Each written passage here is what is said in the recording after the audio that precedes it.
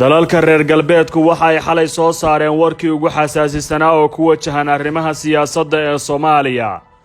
Hadda si toos ah ayaa doorashooyinka looga hadlay. Waxa ay ka sinaayeen hadallada hanjabaadda ah ee ku wajahan arrinta doorashooyinka dhanka dowladda federaalka ee Soomaaliya, gaar ahaan madaxda ugu sarreysa. Si weyn ayaa loo diiday go'aankii muddo kororsiga 2 sano ee hay'adaha dowladda federaalka ee Soomaaliya iyo hanaanka doorasho ee lagu xadeeyay sharciga jihaynta doorashooyinka ee baarlamaanku ay meel mariyeen, madaxweynuhuna xalay saxiixay. Mareykanka, midowga reer Yurub iyo boqortooyada Ingiriisku waxa ay soo kala saareen dambaallo u muuqday in luuqad ahaan la isku raacay adeegsigooda, sida ay xogo kala duwan tilmaamayaan. kulan gaar ah oo ka dhacay xerada Xalane, wakiilada caalamiga ee wadamada ka joogan Soomaaliya waa isku raaci waayeen nooca iyo luuqadda loo adeegsanayo arrinta ku wajahan muddo kororsiga ay sameeyeen hay'adaha baarlamaanka federaalka ee Soomaaliya. Qoraalkan markayna u laabanno waxaa loogu hanjabay in la joojin doono wada shaqaynta dalalkaasi ay la leeyihiin dowladda federaalka ee Soomaaliya, cunaqabateyn ay ku soo rogi doonaan shakhsiyaad ay ugu yeeran ay ka sii horjeedaan doorashooyinka. Sidoo kale, dhaqaale ahaan ayay sheegeen in hoos loo dhigayo dhaqaalaha la siiyo dowladda federaalka ee Soomaaliya. Sidoo kale, qoraalada ka yimid Brussels, Washington iyo London waxaa hoosta looga xariiqay inay muhiim tahay in la helo isfaham siyaasadeed oo lagu gaarayo doorashooyin loo dhan yahay. Heshiiskii 17 Sebteembarna uu yahay dhabaha rasmiga ah ee lagu gaari karo wadahadal dhammaystiran.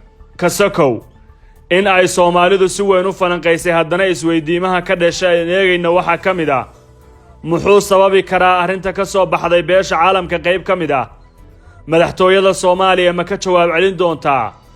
Ma la waayi doonaa hanjabaadda awgeed wax badan oo ku salaysan dhaqaalaha Soomaaliya?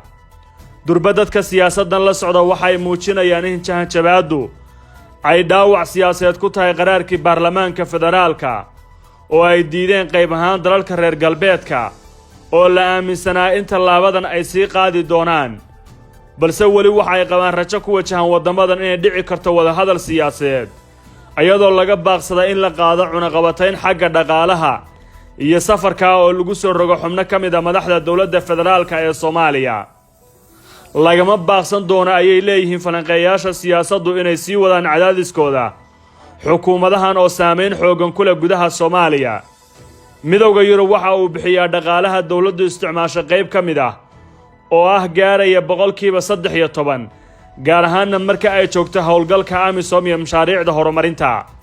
Mareykanku waxa ay bixiyaan dhaqaalaha ugu badan ee lagu bixiyo mashaariicda Soomaaliya. 38% ayay kabaan dhammaan mashaariicda iyo dhaqaalaha Soomaaliya soo gaara.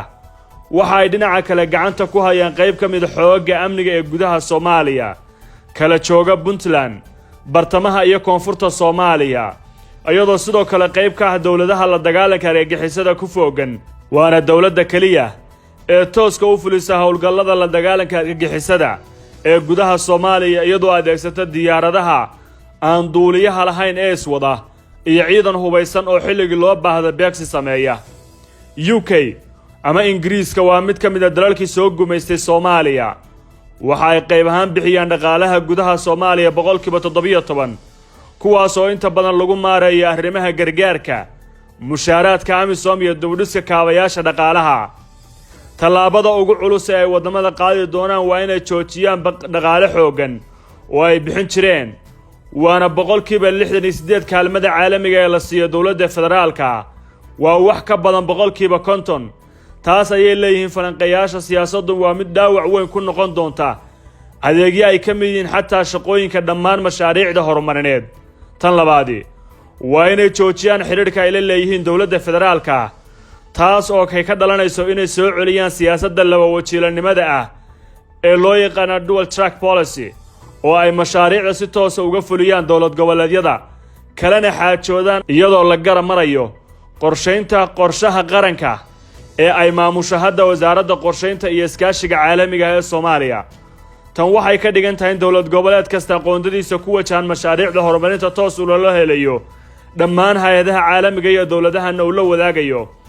waana sidii ay sameynayeen waqtiyadii ay jirtay dowladda kumeel gaarka ahayd sidaas oo kale maamulidda hawada Soomaaliya waqtigan laga hagaya Muqdisho ayay ka dhigi karaan mid dib loogu celiyo gacantii hay'addii maamulaysa ee fadhigeedu ahaa Nairobi iyadoo ay xoojinayaan damaca qaar ka mid ah dowlad goboleedyada marar badan soo jeediyeen in hawada si wanaagsan aan loo maamulin marmarsiyaha ugu weyn uu noqonayo inaysan dowladdu haysan waqtigan sharciyad xoogan tan saddexaad ee ugu adag waa cunaqabataynta ma sahlana ayay leeyihiin dadka siyaasaddu falanqeeya haddana waxaa suuragal ah in la beegsado shakhsiyaadka dhow gaar ahaanna ay xoogga saaraan dalalkan laamaha amniga xubno ka golayaasha baarlamaanka iyo wasiirada laakiin aysan si fudud ku beegsan doonin madaxda sare ee dowladda federaalka maadaama weli ay rajo ka qabaan naawilidda dariiq wada hadal madaxtooyada Soomaaliya weli kama hadlin kamana falcelin arrinta ka timid beesha caalamka hase yeeshee maalmo ka hor markii qaraarkan baarlamaanku ay gaareen iyo ka sii horreynba waxaa looga hadlay faragelin ay sheegtay dowladda federaalku in arrinta doorashooyinka aysan ku samayn karin waddamada caalamiga ah waxaana golaha ammaanka qoraal ay u dirtay ay ku sheegtay in arrinta doorashadu ay tahay mid Soomaalidu ay leedahay go'aanka gaaristeedana ay leeyihiin hay'adaha dowladda federaaliga ah ee Soomaaliya taasna ay tahay in la ixtiraamo oo ay tahay madax bannaanida dalka in la siiyo mudnaanta ay leedahay